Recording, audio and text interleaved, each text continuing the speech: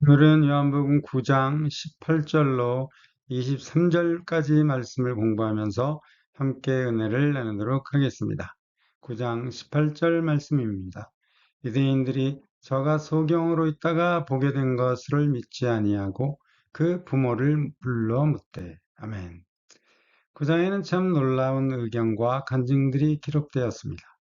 우리가 요한복음을 공부하면서 3장의 니고데모, 그리고 4장 왕의 신하 아들 치유, 5장 이 베데스다 못의 치유 사건, 또 6장의 오병이어의 표적, 7장의 초막절 사건, 그리고 8장에 귀신 들렸다는 거짓 증언 등을 공부하면서 예수님의 놀라운 표적과 많은 논란과 예수님 대적 등을 알 수 있었지만 9장처럼 죄인으로서 어떻게 이러한 표적을 행하겠느냐라는 바리새인들의 증언은 없었습니다. 유사한 증언도 없었습니다. 이러한 바리새인들의 감증은 조사 결과인데 예수님 평가가 죄인으로서 어떻게 이러한 표적을 행하겠느냐였습니다. ICC 주석은 조사 관점이 18절 이전까지는 안식일 위반에 있었다고 합니다. 질문도 안식일 위반 사항 확인 차원에서 15절에 그 어떻게 보게 된 것을 물었다고 합니다. 그런데 조사 결론을 참조하면 조사 관점이 변경되었음을 알 수 있습니다. 안식일 위반에서 예수님으로 조사 관점이 바뀌었습니다. 그리고 결론으로 예수님이 안식일을 지키지 아니하니 죄인이다, 아니다라는 의견으로 쟁론을 하였다고 설명합니다. ICC 주석 측은 바리새인들 조사가 안식일 위반이었기 때문에 눈을 보게 되었음을 알았음에도 그 사실에는 관심을 표하지 않았다고 합니다. 그런데 조사 관점이 변경되어서인지 조사하는 주체자들도 바뀌었습니다. 18절에서 신문하는 사람들이 유대인들로 바뀌었습니다. 우리는 요한복음을 공부하면서 바리새인들과 유대인들은 각각 다른 무리들을 지칭하는 표현임을 공부했었습니다. 이웃 사람들이 치유받은 사람을 데리고 바리새인들에게 가서 조사가 시작되었습니다. 그리고 조사한 사람이 바리새인들이었다는 의미로 16절에는 바리새인 중에 한 명의 발언을 기록했습니다. 그런데 18절에서 신문하는 사람들의 호칭이 바리새인들에서 유대인들로 변경되었습니다. 케임브리지 주석은 호칭이 변경된 이유를 바리새인들 중에는 죄인으로서 어떻게 이러한 표적을 행하겠느냐라며 예수님께 적대적이지 않은 사람들이 있었기 때문으로 설명합니다. 그리고 예수님 평가로 피차 쟁론을 했었기 때문에 결론을 내리지 못하고 사내들인을 소집했었다고 생각할 수도 있습니다. 마이어, 퓰핏, 빈슨 등은 조사관들 호칭이 유대인들로 변경된 사실을 요한복음에서 유대인들은 종교 지도자들을 의미한다는 사실을 참조해서 예수님이 좀 더 심한 탄압을 받게 되었다는 의미로 설명합니다. 예수님이 사내들인을 이제 상대하게 되었습니다. 사도 요한이 호칭을 유대인들로 바꾸신 이유를 두 가지 정도 생각해 보았습니다. 호칭을 바꾸신 첫 번째 이유는 치유받은 사람으로부터 예수님을 선지자라는 고백을 들었기 때문으로 생각할 수 있습니다. 1장부터 9장까지 바리새인들 면전에서 선지자라는 고백은 처음이었습니다. 선지자라는 고백조차 없었습니다. 세례 요한은 하나님의 어린 양, 안드레는 메시아, 빌립은 모세가 율법에 기록하였고 여러 선지자가 기록한 그의, 그리고 니고데모는 하나님께로서 오신 선생으로 알고 있었지만 메시아만 할 수 있는 예언된 증표로 눈 고침을 받은 후 선지자라는 고백은 처음이었습니다. 18장에서 5층을 유대인들로 바꾸신 두 번째 이유는 일반 백성의 선지자 고백으로 이 치유가 단순한 안식일 위반 사항에서 유대 종교자들 모두에게 해당되는 아주 심각한 문제로 대두되었기 때문에 사내들인이 모임이 열렸다는 사실을 우리들에게 알려주신 의미에서 사도 요한은 유대인들로 호칭을 바꿨다고 생각합니다.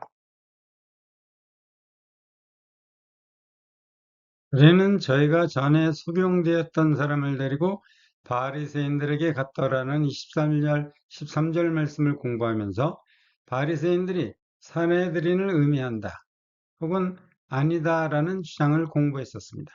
마이어의 요한복음에서의 바리새인들이란 표현이 사내들인을 의미한 경우가 없다는 주장과 그리고 필립 주석의 바리새인들 신문이 안식일이 아닌 다른 날에 행해졌다는 가정하에 바리새인들은 사내들인 모임을 지칭할 수 있다는 가능성도 공부했었습니다. 그렇다면 또 다른 추정도 가능하다고 생각을 합니다. 선지자라는 고백의 심각성을 깨닫고 바리새인들이 조사를 한 다음 날에 사내들인을 소집했을 가능성도 있다고 생각합니다. 특별히 선지자라는 고백 후에 이 유대인들이 등장했다는 사실은 선지자라는 감정을 들었던 바리새인들은 문제의 심각성을 깨닫고 사내들인을 열었다고 생각합니다. 이러한 이유에서 호칭이 바리새인들에서 유대인들로 바뀌었다고 생각합니다. 우리는 이미 5장에서 예수님이 안식일날 38년 앓은 사람을 치유하신 후 사내들인 조사를 받았던 사실을 알고 있습니다. 5장에서의 안식일 위반 사건은 치유받은 사람에게 안식일인데 내가 자리를 들고 가는 것이 옳지 않다. 그리고 또 너더러 자리를 들고 가라 한 사람이 누구냐라는 이 질문 두 가지로만 조사가 마무리되었습니다. 조사가 간단하게 마무리된 이유는 치유받은 사람이 예수님이 누구신지를 알지 못했고 한 후에도 이름으로만 예수님을 알았기 때문입니다. 그런데 9장의 눈먼 사람 치유 사건은 단순한 안식일 위반 사건이 아니었습니다. 5장의 치유 사건과는 비교할 수 없는 엄청난 사건이었습니다. 사도 요한께서 호칭을 바리새인들에서 유대인들로 변경하신 이유는 안식일 위반보다 더 엄청난 문제로 종교 지도자들 모임이 개최됐다는 사실과 또 독자들에게는 태어날 때부터 적용된 사람 치유와 죄인으로서 어떻게 이러한 표적을 행하겠느냐는 바리새인들의 증언과 선지자라는 고백이 나온 사실을 강조하기 위함이라고 생각합니다. 그리고 죄인으로서 어떻게 이러한 표적을 행하겠느냐라는 증언이 10장에서 일반 백성들에게서 다시 한번 등장할 만큼 태어날 때부터 적용된 사람 치유는 매우 중요한 사안이었습니다. 어느 누구도 알 수 없었던 표적인 이 태어날 때부터 적용된 사람 치유가 얼마나 심각한 문제였길래 사내들인이 소집되었고 또 부모까지 불러 조직적으로 예수님의 눈먼 사람 치유 표적을 부정하려 했을까요? 태어날 때부터 소용된 사람 치유는 이사야 선지가 예언한 메시아 시대 도래의 증표였습니다. 로마 정권 압제로부터 고통받는 이스라엘의 희망은 이사야 선지가 예언한 메시아 시대에는 눈먼 자가 고침을 받는다는 예언이었습니다. 그리고 메시아의 증표를 예수님이 능력으로 자신이 메시아이심을 증명해 주셨습니다. 소경이 눈을 뜨게 되는 것은 메시아 시대 도래의 표적입니다. 이사야서 35장 4절 말씀입니다. 그가 오사 너희를 구하시리라. 그가 오사 너희를 구하시리라. 그때 메시아가 오셨을 때 소경이 눈이 밝을 것이며 기머거리의 귀가 열릴 것이며 이사야 42장 6절 말씀입니다.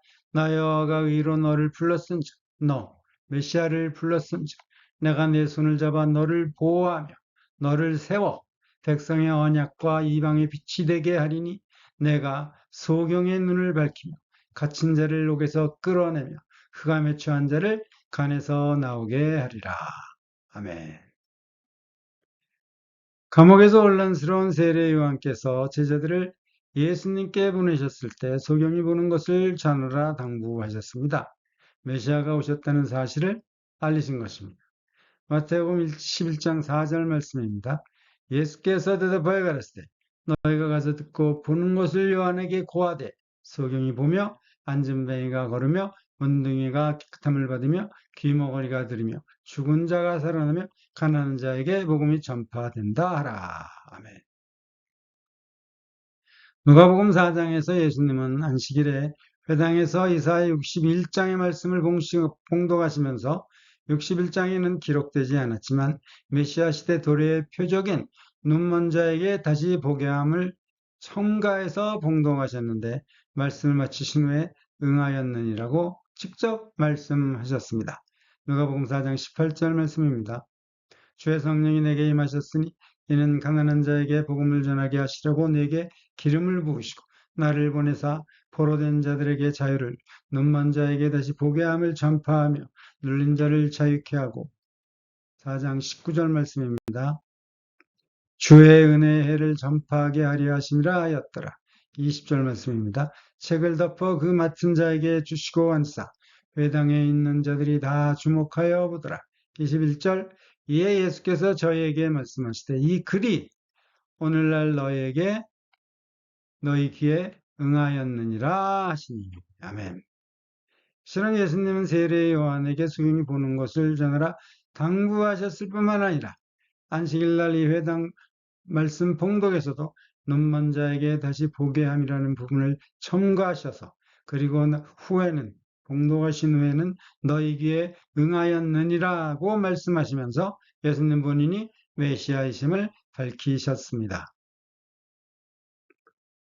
생각보다 많은 이스라엘이 소경이 눈을 뜨는 것은 메시아 시대 도래의 표적이라는 사실을 알고 있었던 듯합니다. 치유받은 사람도 첫 번째 조사를 받은 후에야 비로소 비로니 눈을 뜨게 된 것이 메시아 시대의 도래라는 사실을 알았던 것 같습니다. 눈 뜨기 전까지 세상 돌아가는 것을 알 수 없었을 것이라고 생각을 합니다. 먹고 살기 바쁜데 세상 돌아가는 것을 알 수 있었겠습니까? 치유받은 사람은 기쁨을 주위 사람들과 나누며 알게 된 사실을 요한복음 9장 32절 장세 이후로 소경으로 난 자의 눈을 뜨게 하였다함을 듣지 못하였으니 33절 이 사람이 하나님께로부터 오지 아니하였으면 아무 일도 할 수 없으리라 라고 담대히 증거합니다.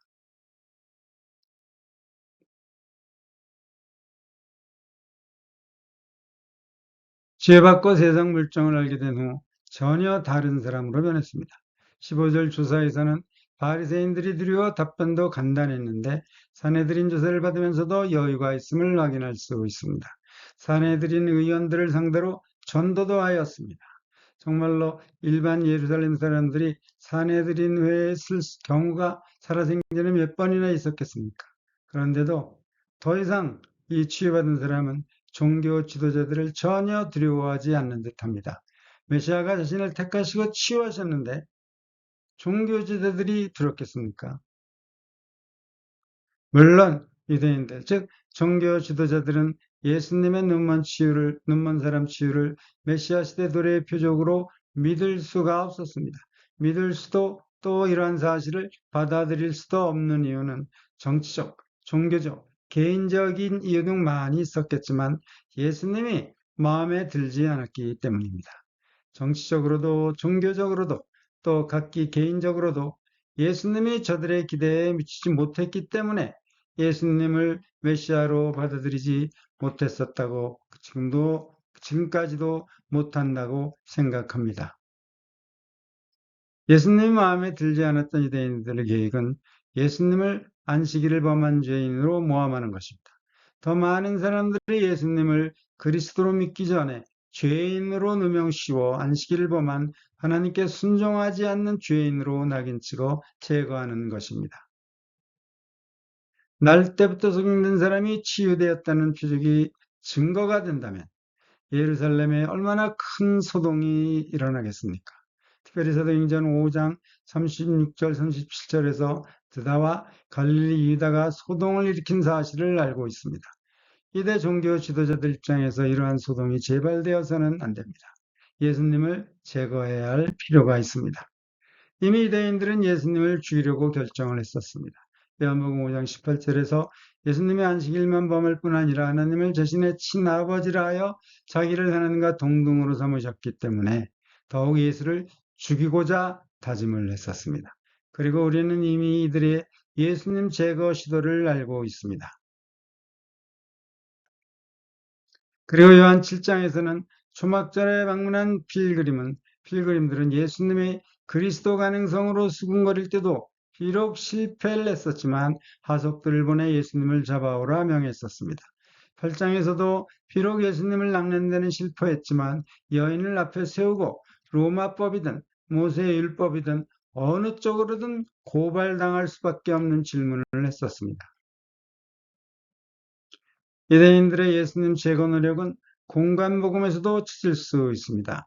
공관복음에 기록된 바리새인들의 예수님 제거 방법은 아주 교묘합니다. 차도살인과 이의제의의 방법입니다.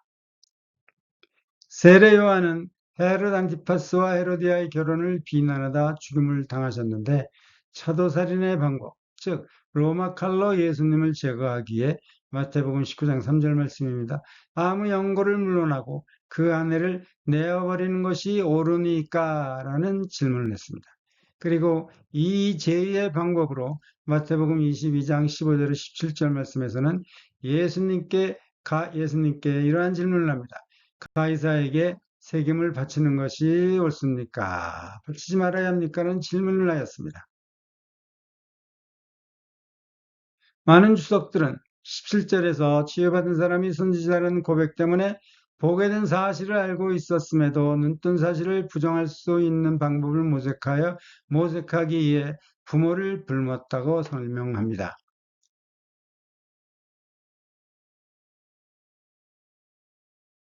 19절 말씀입니다. 이는 너의 말에 소경으로 났다 하는 너의 아들이냐? 그러면 지금은 어떻게 되어 보느냐? 아멘. 엘리캇 반스 주석 등은 19절에 유대인들의 질문을 치유받고 보게 되었다는 사실을 믿지 못했기 때문으로 설명합니다. 정말로 소경이었느냐? 너의 아들이냐? 어떻게 보게 되었는지 너는 알고 있느냐?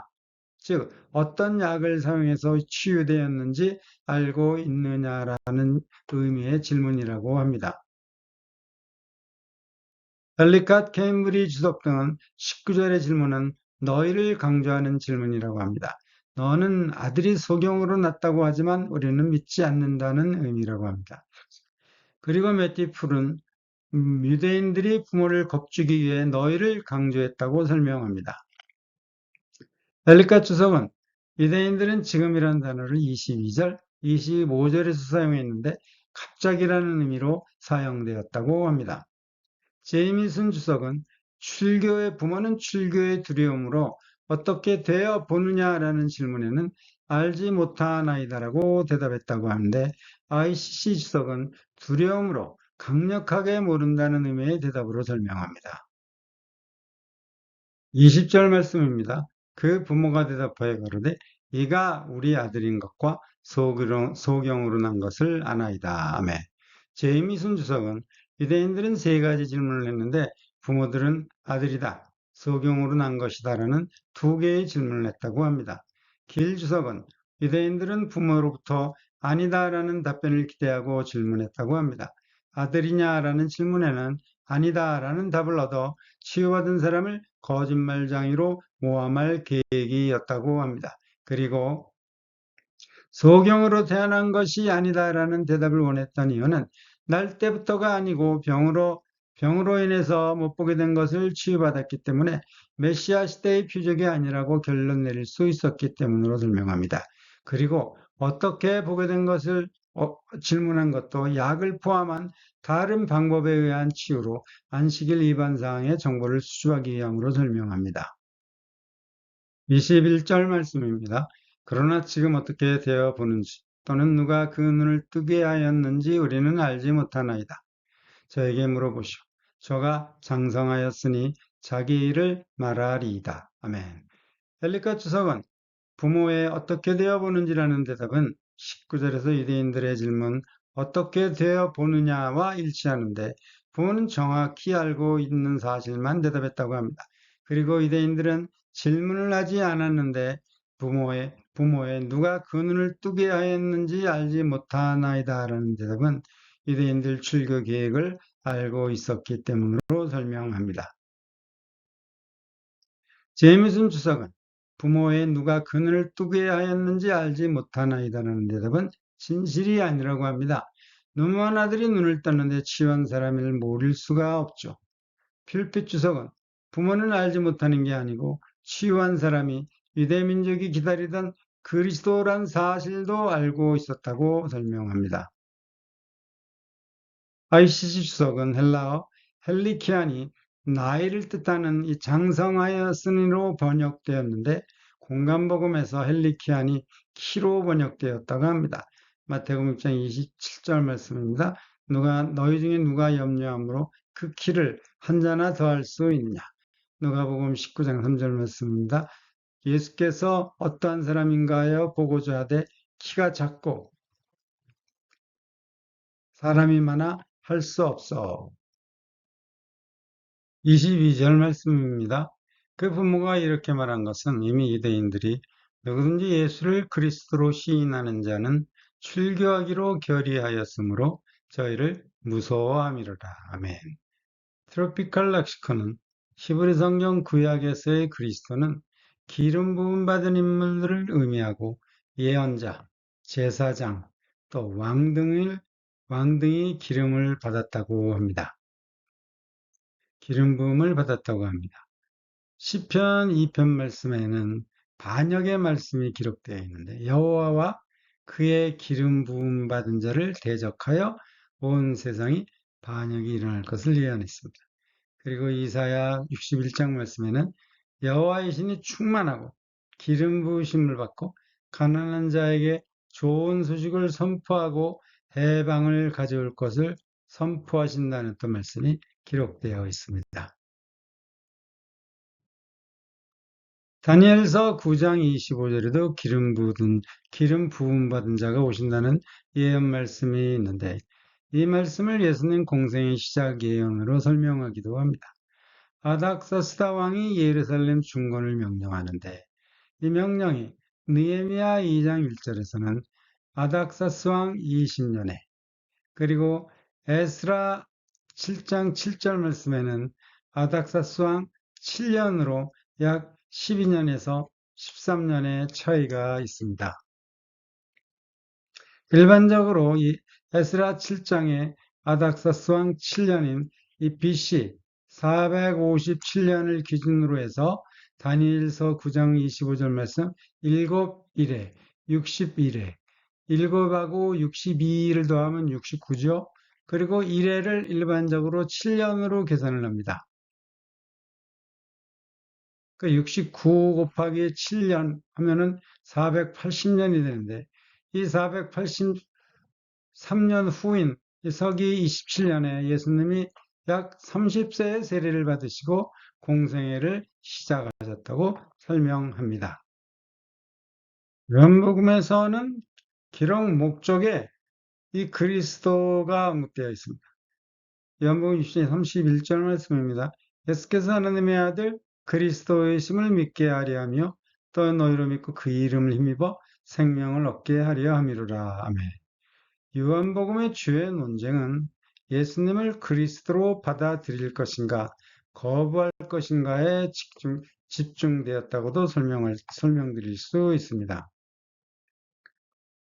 또 공동부모에서의 그리스도의 정체성입니다.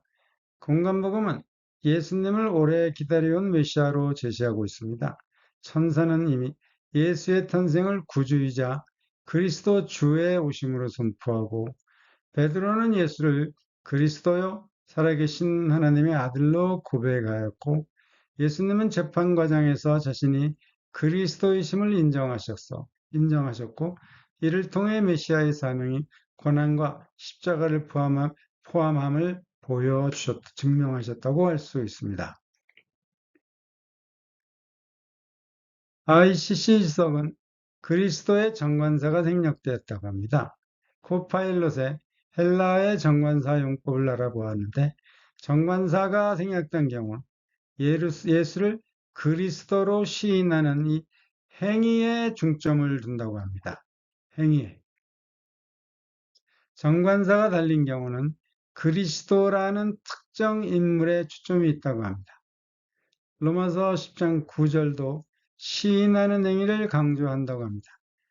로마서 10장 9절 말씀은 내가 만일 내 입으로 예수를 주로 시인하며 빈순주석은 이 시인은 공개적, 공식적인 선언을 의미한다고 합니다. 마태복음 10장 32절에서 누구든지 사람 앞에서 나를 시인하면 속으로 시인하는 것이 아니라 공식적으로 시인하는 겁니다. 나도 하늘에 계신 내 아버지 앞에서 저를 시인할 것이오. 아멘. 로마서 10장 9절 말씀입니다. 내가 만일 내 입으로 예수를 주로 시인하며 또 하나님께서 그를 죽은 자 가운데 살리신 것을 내 마음에 믿으면 구원을 얻으리니. 아멘. 마태복음 14장 7절 말씀입니다.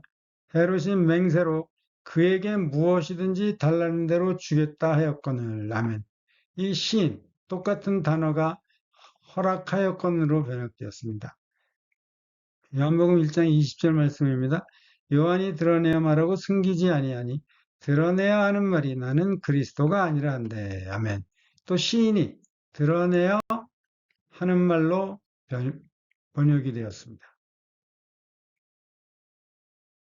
ICC 주석은 이 출교는 30일짜리 일시적이라고 합니다. 12장 42절의 출구는 영구적이라고 합니다. 12장에서 알아보겠습니다. 출교에 대해서 설명을 드리겠습니다. 길 주석에 의하면 출고는 단순한 징계가 아닙니다. 유대인들은 여러 단계의 파문제들을 가지고 있다고 합니다. 첫 번째, 니두이라는 사회적 격리 조치로 사람들과 일정 거리 이상을 가까이 하지 못하게 한답니다. 보통 30일 동안 지속되는데 회개하지 않으면 60일, 그 외에는 90일까지 연장합니다. 그 후에도 회개하지 않으면 90일 후에도 허기하지면 해랑 또는 샴마타라는 더욱 엄중한 파문이 내려지는데 이 경우 그 사람은 모유대 공동체 전체에서 저주받은 자로 낙인되고 이스라엘 회중으로부터 관계없는 사람으로 간주되었다고 합니다.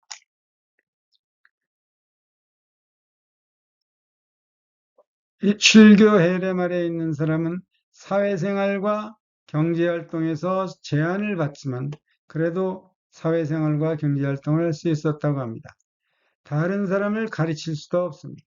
다른 사람으로부터 배우는 것도 제한되었고 노동도 할 수 없고 다른 사람에게 고용될 수도 없었다고 합니다. 상거래도 제한되었다고 합니다.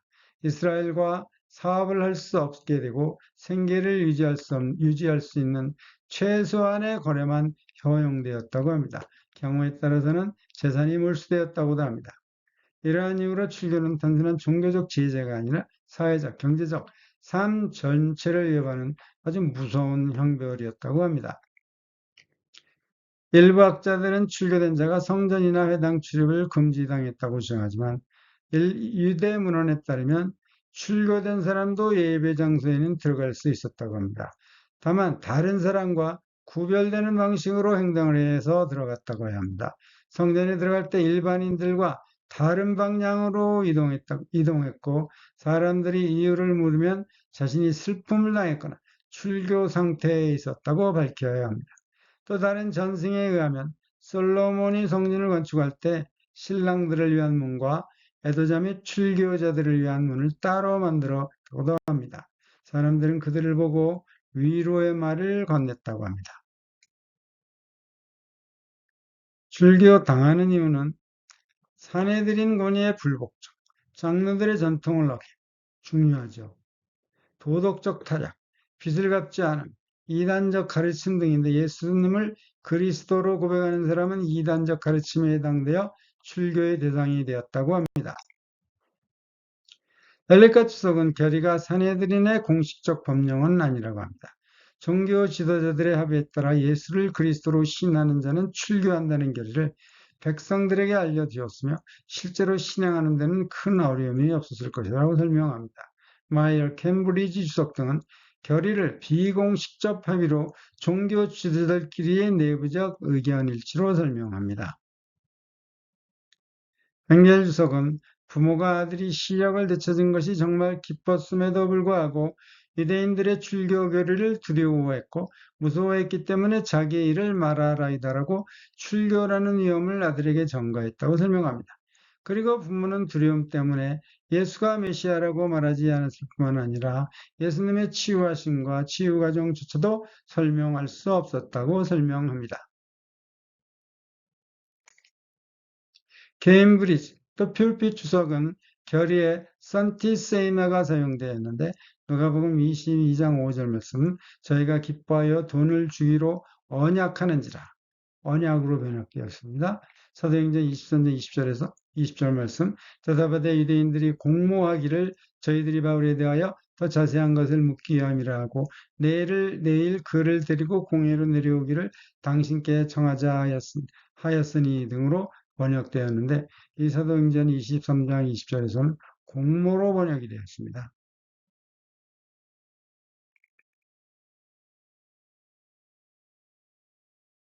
(23절) 말씀입니다. 이러므로 그 부모가 말하기를 저가 장성하였으니 저에게 물어보시오 하였더라. 아멘. 부모는 자신들이 출교당한 것을 염려해서 책임 전가하는 의미에서 아들에게 물어보시오라고 답을 했을 수도 있지만 저는 그렇지 않다고 생각합니다. 치유받은 사람의 부모의 요청에 의해 두 번째 조사가 치유받은 사람은 이 부모의 요청에 의해 두 번째 소환 조사가 이루어지는데 24절 이후의 말씀을 참조하면 치유받은 사람은 이미 출교라는 위험을 감수하고 예수님 따르기로 결정한 듯합니다. 눈을 볼 수 있게 되었는데 출교가 무슨 의미가 있겠습니까? 아들의 미래를 이미 사전에 결정을 했을 수도 있습니다. 부모님들은 예수님이 눈을 뜨게 했고 또 태어날 때부터 눈먼 자를 뜨게 하는 사람은 메시아일 수도 있는데 부모님들이 아마 치유받은 아들에게 예수님을 따르라고 격려했었을 수도 있습니다. 부모님들의 저에게 물어보시오라는 부모의 대답을 이해할 수 있습니다. 치유받은 사람은 이미 예수님을 따르기로 결단을 내렸는지 처음 조사하는 다르게 24절 이후에 두 번째 조사에서는 아주 많은 여유가 있습니다. 사내들이니 예수님을 죄인으로 단정하자 25절에서 죄인이라는 신분이 중요한 게 아니고 소경으로 있다가 지금 보는 것이 중요하다고 대답합니다. 그리고 27절에서 당신들도 그 제자가 되려 하나이까라고 반문하고 32절에서는 창세 이후로 소경으로 난 자의 눈을 뜨게 하였다함을 듣지 못하였으니 라며 종교 지도자들이 가장 듣기 싫어하는 일반 백성들의 생각을 또 대언해 줍니다. 미국 국회 청문회에서는 소환된 사람들이 외래 더 강력하게 대응을 합니다. 약 2000년 전에 선해드린 의회에서도 정치적으로 소환된 사람이 더 강력하게 대응할 수 있었는지 궁금합니다. 다음 시간에 좀 더 자세히 알아보겠습니다.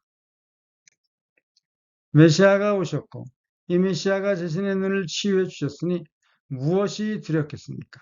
메시아 오셨음에 확신이 있었습니다.